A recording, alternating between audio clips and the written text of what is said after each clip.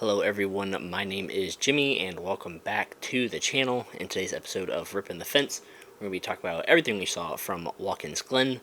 But before we hop into the video, I just want to quickly remind you guys to hit that like button and subscribe button. We greatly appreciate it if you guys did that. Thank you guys for your support as always. Let's go ahead and hop into the video. Matthew, my friend and co-host, is joining me.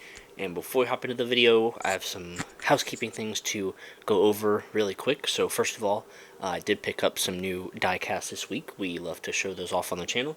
So I will quickly do that. First up is Kyle Busch, his Pocono truck win. This is his last win for KBM. Decided to pick that up. Figured I would. It'll be like a historic die-cast someday. So very happy with that pickup. And then another one that I got is John Hunter Nemechek's Martinsville Xfinity win. Matthew and I were at this race, and this is the infamous one where he did the burnout on the front stretch and caught on fire. That is in one of our vlogs if you guys have not yet seen it. So very cool that they got the damage, or I guess the detail of the fire extinguisher, smoke, and all that stuff, especially right there on the car. So very happy with those pickups. Hopefully we'll be able to get some more in the near future. And then also, there will be a vlog coming out hopefully later this week or sometime in the next few days. I was able to go out to Langley Speedway and get in the pits and do some photography and a little vlog. So make sure you guys stay tuned for that video. It was really cool. It was my second time there at the racetrack. Really cool. Got to see some late models, super streets, sprint cars with the wing on them, all kinds of stuff. So very cool, and thankful for that opportunity. That vlog will be out hopefully in the next few days, so hit that little notification bell and that'll let you know when that video comes out. But now they got all that housekeeping stuff out of the way, we do have a race to talk about from Watkins Glen. So Matthew, how are you doing, and what do you guys say about what you saw from Watkins Glen before we hop into things? Well, what a crazy weekend we had in terms of interesting stories that happened and also a crazy finish that happened. But glad you had fun at Langley Speedway with your I guess your little side gig, let's just say. Um, I haven't been to Langley in a long time. I used to go there a lot when I was little, but I haven't been there in years, so maybe I need to go by there again sometime. But glad you had fun there, and yeah, let's get right into it. Yeah, hopefully the season is starting to wind down over there, but hopefully next year maybe we can both head out there and see a race or two together if the Cars Tour comes back, or the Hampton Heat. That's like their main race of the year. So hopefully we can do that sometime in the future. But yeah, let's go ahead and talk Watkins Glen. I'm going to go ahead and kind of work my way backwards here, talk about the third stage, and then talk about some other stuff that happened in the race. So in stage 3, green flag pit stops, they cycled, and Chris Buescher was in the lead. Carson Hocevar was in second, and SVG was third. With around 30 laps to go or so, that's when the green flag pit stops cycled through fully. But of course, there had to be a caution for debris from Harrison Burton, and like that was a reasonable caution. Like there was literally shreds of the tire like flying onto the racetrack. So definitely the right call for the caution there. Chris Buescher had a marginal lead, I believe, at the time. Didn't look like SVG was going to be able to catch him and pass him at least. But that caution did come out. There was a restart with 7 laps to go. Chris Buescher was able to maintain the lead on that restart. And there was a caution on that restart in the S's. Brad Keselowski got some contact from Joey Logano, sent him up the racetrack into William Byron, who had a very scary and bizarre and weird wreck. His car got on top of Brad Keselowski's car. Like, it almost looked like the wheel was almost in Brad Keselowski's window net. So thankfully that did not happen, and both drivers were okay and able to drive their cars away from the incident. On the next restart, Chris Buescher was able to hold on to the lead again, and there was yet another caution in the S's involving playoff drivers like Tyler Reddick. Chase Elliott, he was involved in a little bit as well, and that was a decent-sized pile-up. Another caution, which set up overtime, and on the overtime restart, Chris Buescher led into turn 1. SVG gave him a little bit of a bump going into the corner, sent Chris Buescher a little bit wide. allowing SVG to get underneath of him and take the lead. And I'm like, oh yeah, SVG's got this. He's the king of the road courses, V8 Supercar champion, won Chicago Street Course in these cars. Like, oh, he's in the lead. He's got this. A lap and a half to go. He's fine. And coming through the bus stop on the final lap, SVG makes a mistake. He's human. He clips the right side of the wall or barrier ever so slightly. It messes up his entry into the bus stop, loses a ton of ground. Chris Buescher gets to his bumper, tries to fake a move to the high side, then he moves to the bottom. They make contact through the carousel, and Buescher is able to get ahead, and Chris Buescher is able to hold on through turn 6, and SVG tries to make a last-ditch effort in turn 7, but is unable to get back to Chris Buescher. And Christopher Buescher, who, in case you don't know, from Prosper, Texas, with a population of 30,000, ends up winning at Watkins Glen. Remarkable finish. I do want to quickly say that, like, Lee Diffie on the broadcast was comparing this to the Marcus Ambrose and Brad Keselowski race from 2012, and I'm sorry, but I don't think this comes anywhere close to that finish. Like, that finish is like top 5, maybe even top 3 all time for me. Like, it was still a good finish. Like, don't get me wrong, it was a great finish, a great final lap, but that one with Brad Keselowski, Marcus Ambrose, and Kyle Busch, like, that was just absolutely insane. But this was still a good finish. I'll give it credit. I just don't think it was like that good to be up in that kind of tier. But anyways, I'll quickly go over the results and then talk about a little bit of what happened. So top 10, they'll be on the screen for you. So Chris Buescher and AJ Allmendinger 1-2. In the top 10, we have all 3 Spire Motorsports cars. We have Carson Hocevar 3rd, Zane Smith 5th, and Corey LaJoie 8th. Do I think I would ever hear myself say that? No, but it did happen, and congratulations to Spire Motorsports on all 3 of those cars finishing in the top 10. We got only 2 playoff drivers in the top 10 as well, with Chase Briscoe and Austin Cindric finishing 6th and 10th, and then the rest of the top 10 is up there for you guys as well. And then there's a lot of playoff drivers not in the top 10 that I'm going to quickly rattle through. Kyle Larson 12th, Daniel Suarez 13th, Christopher Bell 20th, Joey Logano 15th, Alex Bowman 18th, Chase Elliott 19th, Martin Truex Jr. 20th, Ty Gibbs 22nd, Denny Hamlin 23rd, Harrison Burton 24th, Brad Keselowski 26th, Tyler Reddick 27th, William Byron 34th, and Ryan Blaney 38th. That's a lot of playoff drivers not in the top 10. This race definitely shook up the playoff grid. I'll kind of go through what happened with each playoff driver-ish that had a situation today. So Kyle Larson, he had a pit road penalty at some point, and he was involved with the incident with Brad Keselowski and Denny Hamlin. Larson didn't really get much or any damage from that incident, but he was involved in it. Daniel Suarez, he got stuck in the gravel at some point in the race, so for him to come back to finish 13th, I think that's a great run for him. Christopher Bell, he got wrecked coming to pit road. Austin Dillon spun him out. It looked like they had some beef going on, like they were kind of frustrated with each other, and from my knowledge, it just looks like Christopher Bell was trying to slow down and come to pit road, and Austin Dillon didn't know, and ended up spinning him out, but could have been more to that story, I'm not sure, but that's at least what it looked like. Chase Elliott, he was involved in one of those late race restarts. Todd Gilliland kind of pushed him up the track, and that caused the incident with Tyler Reddick, who's involved in that one. Martin Truex Jr., he lost some track position, and he got stuck in a wreck as well. Denny Hamlin, it was an abysmal day for Denny Hamlin. I'll get to him in just a minute. Tyler Reddick, he got spun in turn 1 on a restart. That put him way back in the field, and then he got involved in one of those late race incidents. And then William Byron was in that one I mentioned with Brad Keselowski, and Ryan Blaney was also involved in that lap 1 incident that I'll get to in just a second. Actually, I'll go ahead and hop into it now. So lap 1, there was a crash coming through the S's, and guess who caused it? Mr. Corey LaJoie gets the top 10, but caused a wreck on lap 1. Are we surprised? No, not really. So he hopped the curb in the bus stop and got into Kyle Busch's door, sent Kyle Busch spinning around, and everybody's scrambling trying to avoid Kyle Busch, and Kyle Busch he backs into I think Christopher Bell and Denny Hamlin, so got both of them involved in the incident.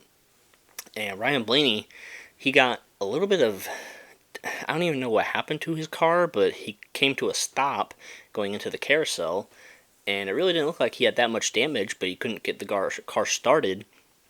So what NASCAR ended up doing, they ended up towing him to the garage and ending his day. And this caused a little bit of controversy, I guess, in the NASCAR world about, should they have at least put him on the 5 minute vehicle policy to see if they could fix the car and all that kind of stuff. And from everything I'm hearing, it sounds like this is just the rule. Like, if your car is stopped and you are involved in an accident, you're done for the day. Like, you don't have a say in what happens. And I, I don't want to say it's unfair because that's the rule and NASCAR enforced it.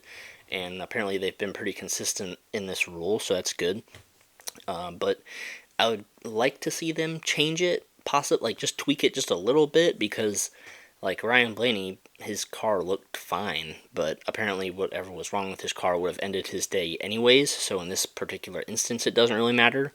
But like, let's just say for some reason somebody's involved in an accident and like they just can't fire their car and they don't have much damage and they get towed to the garage and they're done. I mean, look at drivers with flat tires. They get towed back to pit road, and then they can change their tires. So maybe NASCAR could tweak that rule just a little, just to make it a little bit more fair for some of these teams. But Ryan Blaney, he's still somewhat comfortable in the point situation. So didn't affect him too much, but it could affect other drivers in similar situations. But yeah, Denny Hamlin was also involved in this incident. And when I first saw him driving away from that wreck, I thought he was done for the day. I thought he was completely done because the toe link was broke. He had damage to the nose and the rear of the car, but they were able to fix the car enough to where he could get back out there and within the damaged vehicle policy time limit too. So gotta give huge props to Denny Hamlin's team for executing the toe link, like replacing the toe link, fixing the damage, and all that stuff, and doing it. I mean, I wouldn't say perfect because the car's still damaged, but to the best of their ability within the time frame to get him back out there on the track and get more laps. And then he was involved in another incident with Brad Keselowski and Kyle Larson. And Denny, on Actions Detrimental, he was kind of critical of the NBC booth because they were basically blaming it on him.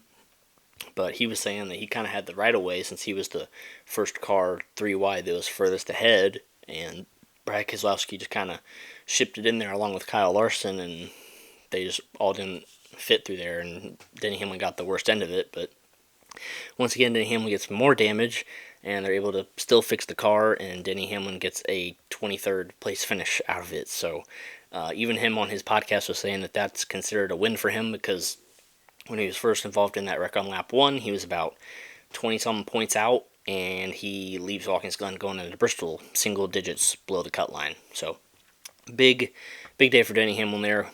Good for him to bounce back and minimize the damage.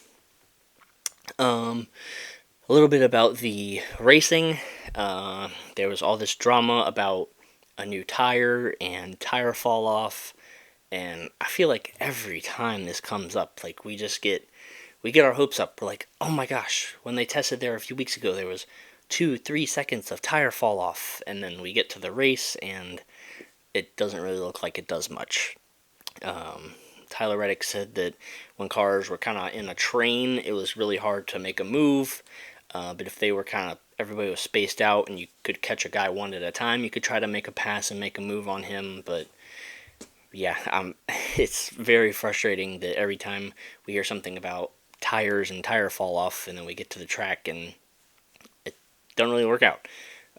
So just a little bit unfortunate. Hopefully, I think Denny Hamlin was saying that the tire would wear, but it would wear after like 20, 25, 30 laps, and they need a tire to fall off quicker than that at road courses specifically, because by the time that the tire starts to fall off, drivers are almost ready to pit for fuel or all kinds of other stuff. So progress is slowly but surely being made, which is a good thing, but I think NASCAR's slowly starting to run out of time with this whole tire situation because that seems like the best option for to improve the racing. And these tiny little things that are coming and going, tiny little improvements aren't going to work much longer. Like we need some really good progress really quick. But yeah, that did happen.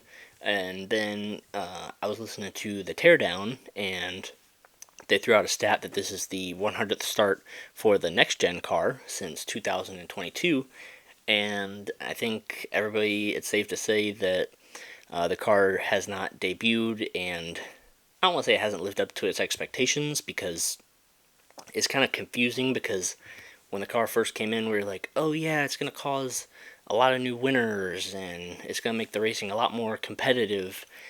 And to some extent, that parity was there in 2022 and still somewhat is to this day. But I don't think we all realized that when you make the cars as equal as they are, that it makes it hard to pass, especially on the short tracks and the road courses. So I think that all none of us really thought about that when the next gen car was being talked about and hyped up, and here we are. Yeah, the cars are all equal, but it's kind of hard to pass. But yeah, 100th start for the next gen car. Just wanted to quickly throw that out there. But yeah, I think that's really all I have to say about what happened at Watkins Glen.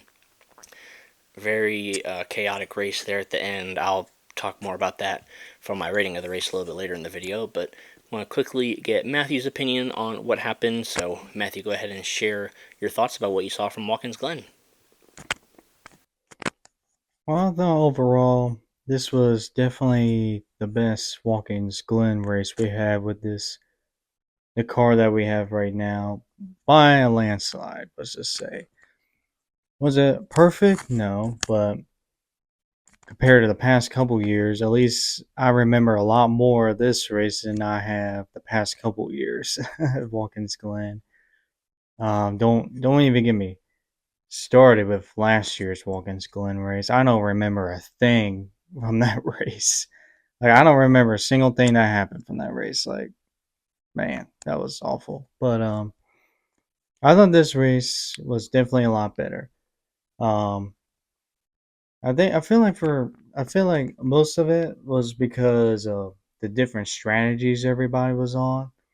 There was a there was people staying out for stage points. Of course there was people pitting before the stage in, and then you get to the final stage where you had the leaders were having to pit a little bit early because they stayed out for the second stage, and then you had like a couple people at a time, you know, getting new tires like slowly but surely. And I felt like the strategy really helped this race a lot. And of course, the finish also made it a lot better. Also, um, but first and foremost, congrats to Chris Buescher getting his first win this season. I mean, I know it doesn't help his season that much because he's not in the playoffs, but at least he was able to get a win out of it, which is always a good thing. That means both RFK cars have now won at least a race this year, which is great to see.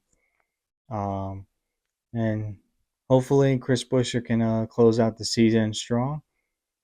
But man, of course, since my driver got LaJoyed once again at lap one, got LaJoyed. Oh jeez, I don't know. I get started with him. He's gonna be yeah. I'm not gonna get started with him. Um, so since that happened on lap one, I was mainly going for, of course, SVG as my second option. Um, man, I was so heartbroken at that last lap. I mean, I thought he had it in the bag. I thought we were going to see him get his second win, second career Cup win. Um, and it would have been so great for Colleague Racing as well, since Colleague Racing has, by the way, been terrible this year. Um, this would have been a great boost for them, but man, if only if only that guardrail was just a centimeter back. If it was just that guardrail was just a centimeter back, he would have been fine. But yeah, unfortunately, it is what it is. But we did learn one thing, and is that we know SVG is going to win a race next year. He's going to win at least one race. If he was, he was top two basically all race long, and that's with colleague racing equipment, by the way. And colleague racing, like I said this year, has not been good this year. Just imagine that in the trackhouse car next year, and I think he's going to be fantastic on the road courses next year. I mean, he's going to win at least one. I can predict that. He's going to win at least one. I don't know if I can say multiple just yet. I don't know about that just yet, but at least one. At least one. So, what an impressive day by SVG. But all three Spire cars in the top 10, with two of them in the top five, which, man, that's amazing to see. I mean, Spire Motorsports, I mean, they are a growing team, and they're showing a lot of progress. Um, making the big moves like bringing Carson Hocevar in this year, um, bringing Michael McDowell in for next year, having Ronnie Childress as the crew chief next year to whoever's going to be in that 7 car, which probably is going to be Justin Haley from the rumors. Um, this this Spire team in the future, I think slowly but surely this is going to become a playoff team one day. So it's great to see all three cars in the top 10. But yeah, I mean, other than that, I thought this was a good Watkins Glen race. It's definitely the best Watkins Glen race we have with this car by a landslide. I mean, by default, basically. Was it perfect? No, but I enjoyed it mainly because of the strategy and all that, and of course the fantastic finish. So I do want to just touch up on the Xfinity race because Connor Zilic in his Xfinity Series debut was able to win. No, not just win. He got the pole. He was the fastest in practice. He won the pole and won the race. And he had to do it in crazy ending style by saving enough fuel. I don't know how he did it, but he was able to do that. And he's now a Red Bull athlete after this weekend. He's 2 for 2 since signing with Red Bull. So I guess when you sign with Red Bull, you become you get like Max Verstappen powers or something because this kid's 2 for 2 now. So I mean, this kid, man, this kid is something. Um, of course, I was getting flashbacks of watching Ty Gibbs make his Xfinity debut a couple years ago at the Daytona Road Course, and he was able to do the same thing, end up winning. And that one was at a time where there was no practice or qualifying, which was even more impressive. But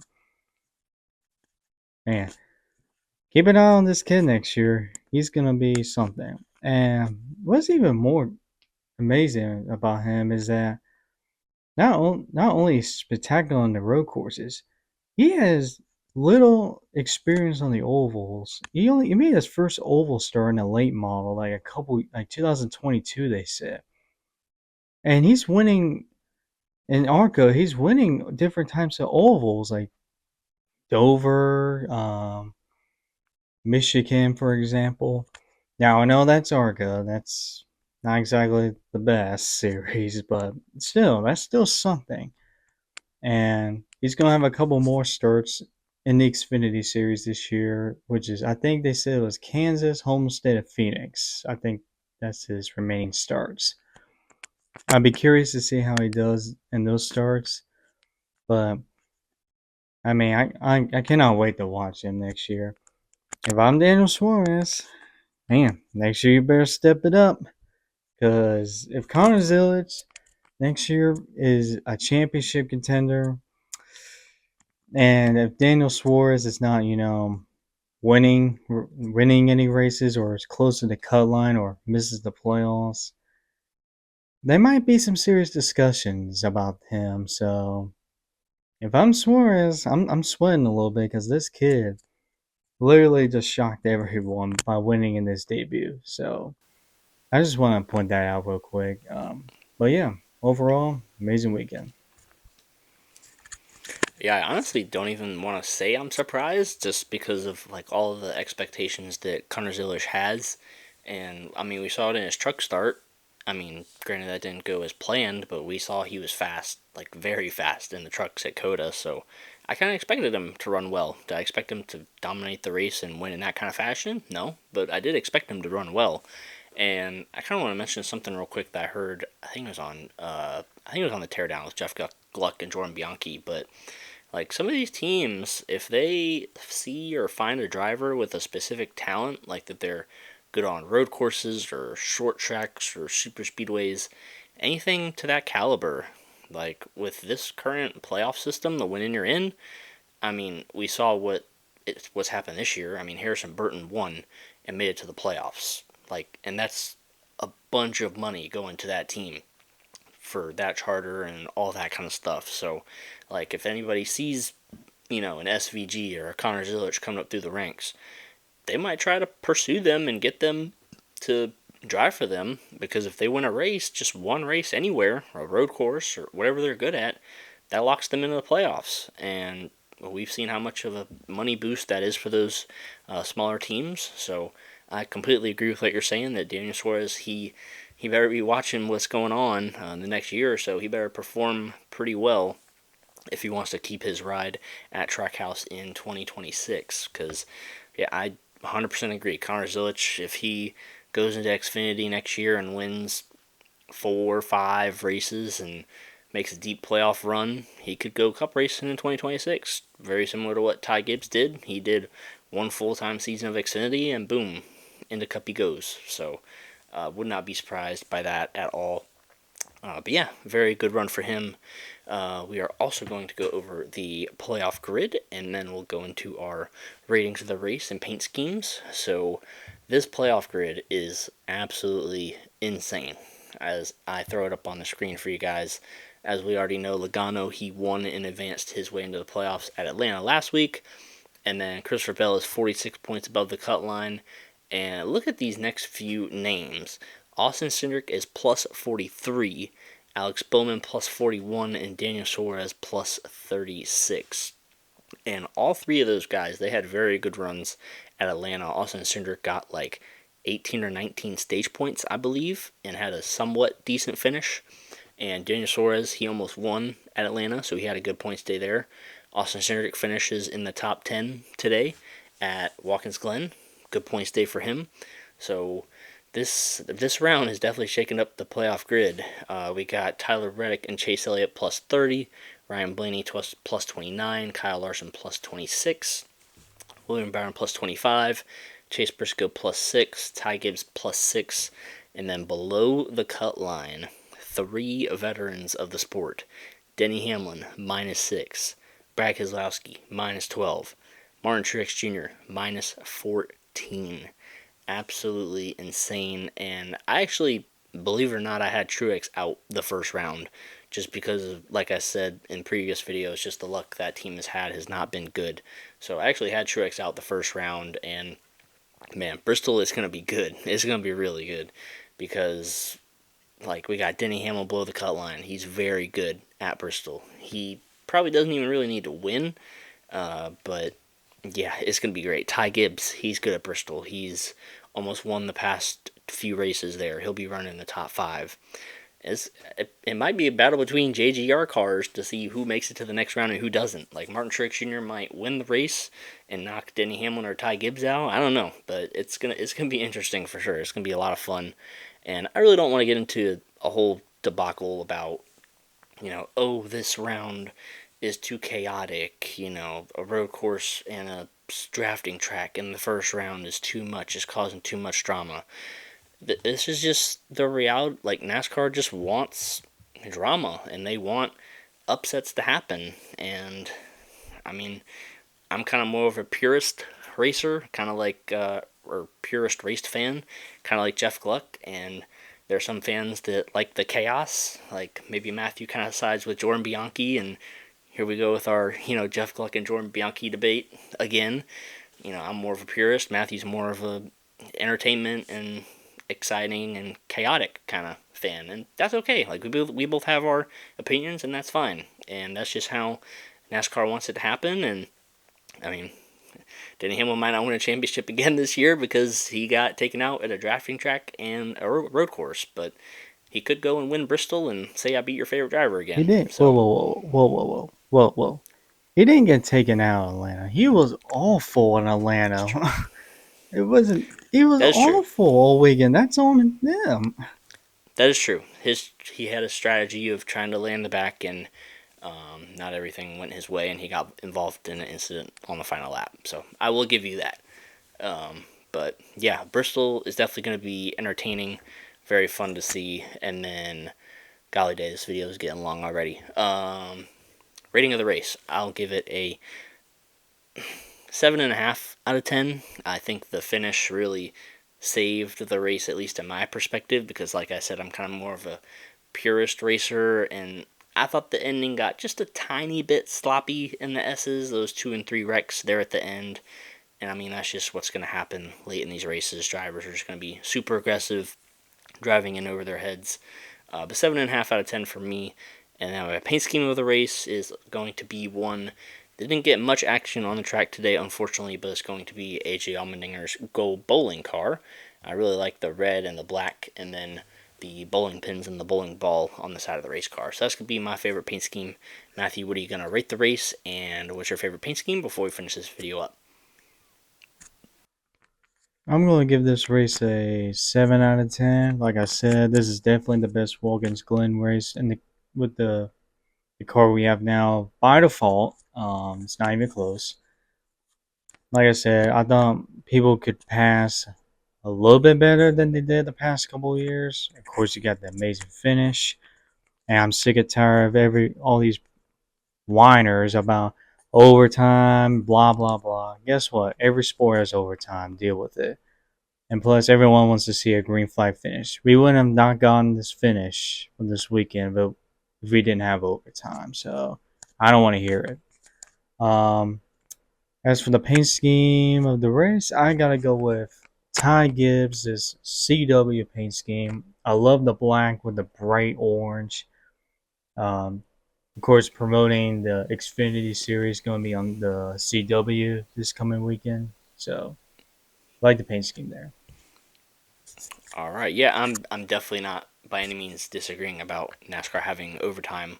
I love that we're able to have green flag finishes, and there's a lot of finishes that wouldn't have happened if we haven't had that overtime rule. So glad that we have that for the sake of getting races finished under green. But yeah, I think it's going to go ahead and finish this video up. Thank you guys so much for watching.